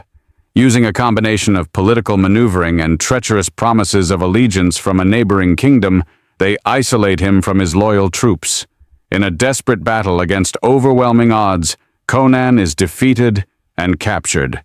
You see him, chained and dragged before Sothalanti in the hellish depths of the Scarlet Citadel. The sorcerer, a grotesque being of immense age and horrifying power, gloats over the captured king. He intends to torture Conan, to break him, and then to use him as a pawn in his plans to seize control of Aquilonia. A quirky historical tidbit: certain medieval castles were reputed to have oubliettes, secret dungeons where prisoners were thrown and literally forgotten. The Scarlet Citadel's dungeons are like that, but with more lurking horrors and considerably worse interior decorating. Conan finds himself imprisoned in a lightless, snake-infested pit, a place designed to drive men mad. But Conan's Cimmerian spirit, already tested in the crucible of the cross, is not so easily broken. He endures. He waits. He watches. Sothalanti, in his arrogance, underestimates the barbarian king's resilience and cunning. He visits Conan in his prison, taunting him, trying to delve into his mind with sorcery. Historians still argue whether certain ancient magical practices, like scrying or forms of hypnotism, could genuinely influence or extract information from unwilling minds, or if they relied more on psychological manipulation and suggestion. Sothalanti's attempts on Conan are a definite fail. The Cimmerian's mind is like a steel trap wrapped in granite. During one of these visits, Conan, through a desperate, unexpected surge of his legendary strength, manages to partially break his chains and seize the sorcerer. The struggle is brief but titanic. Though still mostly bound, Conan uses Sothalanti as a human shield against the sorcerer's own monstrous guardians, including a giant serpent that seems to be a particular favorite of Stygian-influenced wizards. Sotha, realizing his life is on the line, is forced to guide Conan through the labyrinthine horrors of his own citadel. It's a nightmarish escape, a journey through corridors filled with abominations, past cells holding creatures from other dimensions, and over pits swarming with unspeakable things. Conan is essentially a heavily armed tourist on the galaxy's worst guided tour, with a very reluctant, very evil tour guide. He fights his way through Sothalanti's remaining defenses, using the sorcerer himself as a bargaining chip and an occasional blunt instrument. Eventually, he manages to turn Sotha's own dark magic against him, leading to the sorcerer's spectacularly messy demise. Freed from the Scarlet Citadel, Conan is a figure of raw, elemental fury. He learns that in his absence, the conspirators have placed a pretender on the throne of Aquilonia, a puppet noble named Arpello. The kingdom is in chaos. This leads directly into his most epic struggle to reclaim his throne, often referred to as the Hour of the Dragon. He is a king without a kingdom, a hunted fugitive in his own land. But he is not without allies. Many of his loyal soldiers, particularly those from the frontiers who respect his martial prowess, refuse to accept the new regime. Common folk, who benefited from his rough justice, hide him and aid his cause. He begins a guerrilla war, rallying his supporters, striking at the usurper's forces from the shadows. He travels across Aquilonia and even into neighboring lands, seeking aid, fighting battles and slowly building an army to challenge Arpello and the true power behind the throne, a resurrected ancient sorcerer even more powerful than Sothalanti, Zaltotun of Acheron. Acheron was a dark empire that fell millennia before, and Zaltotun is its greatest and most evil magical master, brought back to serve the conspirators. Resurrecting ancient evil overlords hardly ever works out well for the people doing the resurrecting. It's in the fine print of the necromantic contract, usually. Conan must not only fight a conventional war, but also confront Zaltotun's terrible sorcery. He seeks out ancient artifacts, forgotten lore, anything that can counter the Acheronians' magic. His quest takes him from forgotten temples to cursed tombs, battling demons and outwitting priests of dark gods. He shows that even a barbarian king can play the game of high magic, especially when his kingdom and his life are on the line. The Hour of the Dragon is a sprawling epic of war, sorcery, betrayal, and ultimately a king's desperate, savage fight to reclaim what is rightfully his. The fate of Aquilonia, and perhaps the entire Hyborian world, hangs in the balance. The quest to reclaim his throne becomes the defining saga of King Conan's reign, a brutal, sprawling conflict that tests every fiber of his Cimmerian being. You are with him as he rallies his scattered loyalists, moving like a phantom through the Aquilonian countryside, a king in exile, yet every inch still a monarch in spirit.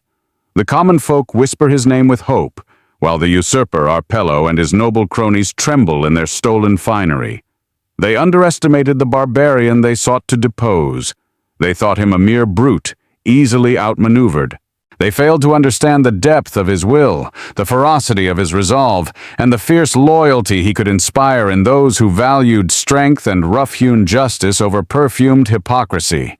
He's basically a one-man peasant revolt with a crown. His main adversary, beyond the foppish Arpello, is the resurrected Acheronian sorcerer, Zaltotun. This is not some provincial wizard like Sothalanti. Zaltotun is a relic of a terrifyingly powerful evil empire that predates even Stygia. He wields magic that can crumble cities, summon plagues, and animate armies of the dead. Confronting him is like battling a god, or at least a very powerful and extremely irritable demigod. Throughout history, legends of sleeping kings, or once and future kings, who will return in times of great need, are common. King Arthur is perhaps the most famous example. Zaltotun is like an evil version of this, a nightmare returned from the distant past to plague the present. His presence casts a shadow of ancient dread over Aquilonia. Conan knows he cannot defeat Zaltotun with swords alone. He needs magic to fight magic. This forces the Cimmerian, who generally regards sorcery with the same enthusiasm he'd reserve for a nest of giant spiders, to delve into the world of arcane lore.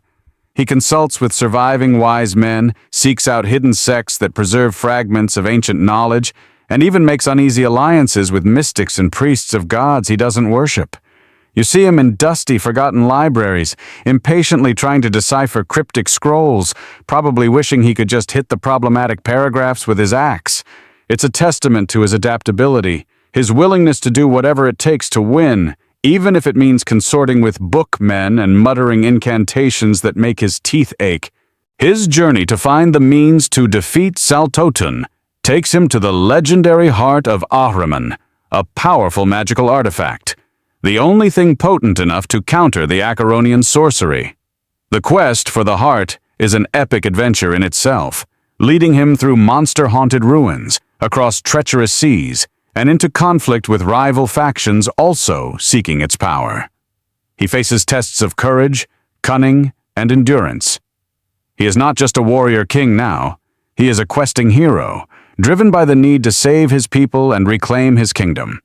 A quirky historical theory suggests that certain jewels or artifacts can become imbued with the psychic impressions or energies of their owners or historical events associated with them. The heart of Ahriman is practically humming with millennia of concentrated magical oomph, both good and evil. Using it is like playing with a live atom bomb. With the heart of Ahriman in his possession, or at least understanding how to harness its power, Conan returns to Aquilonia at the head of a growing army of loyalists.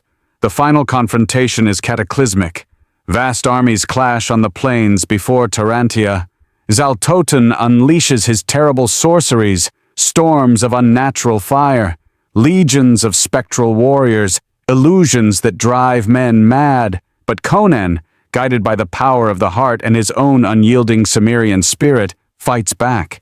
He leads his men in a desperate charge against the heart of Zaltotun's enchanted forces, his sword a beacon of defiance. He is more than a king.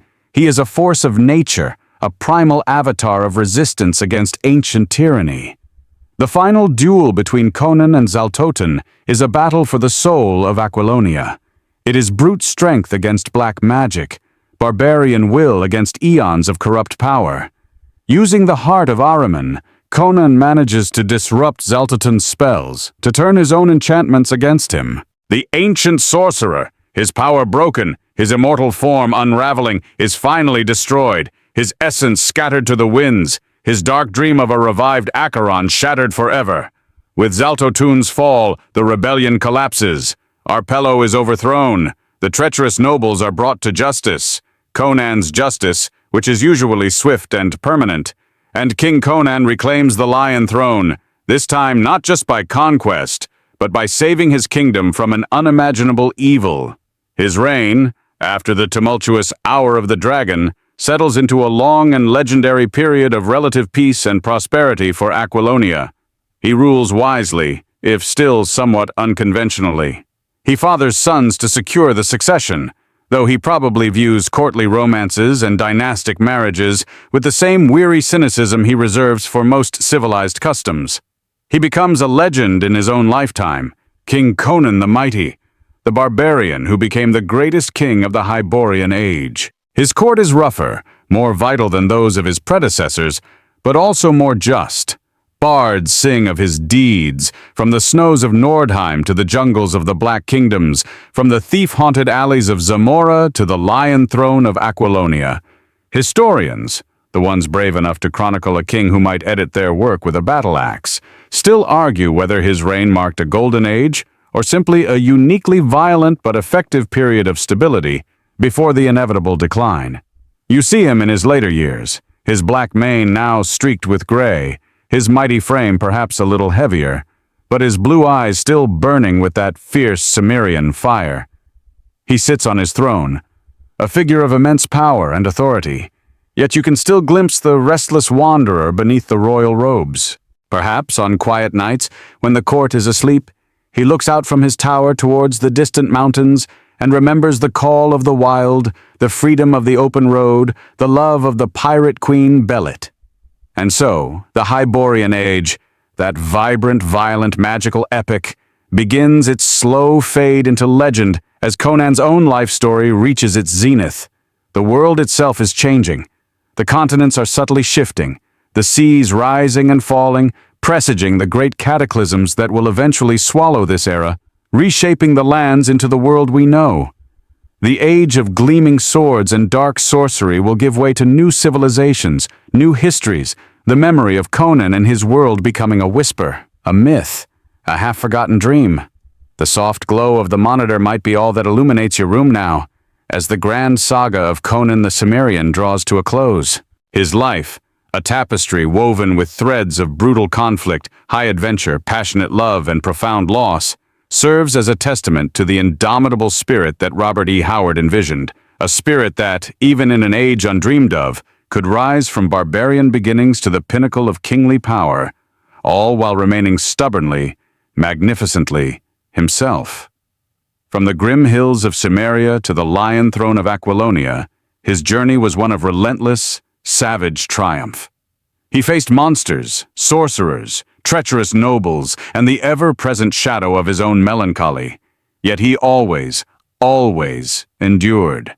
As the mists of time slowly enfold the Hyborian age, leaving behind only faint echoes of its mighty deeds and terrible wonders, the figure of Conan remains, a brooding colossus astride a forgotten world, a timeless archetype of the untamed hero. The soft hum of your fan might be the only sound now, a gentle sigh carrying away the last vestiges of that raw, ancient world. Sweet dreams.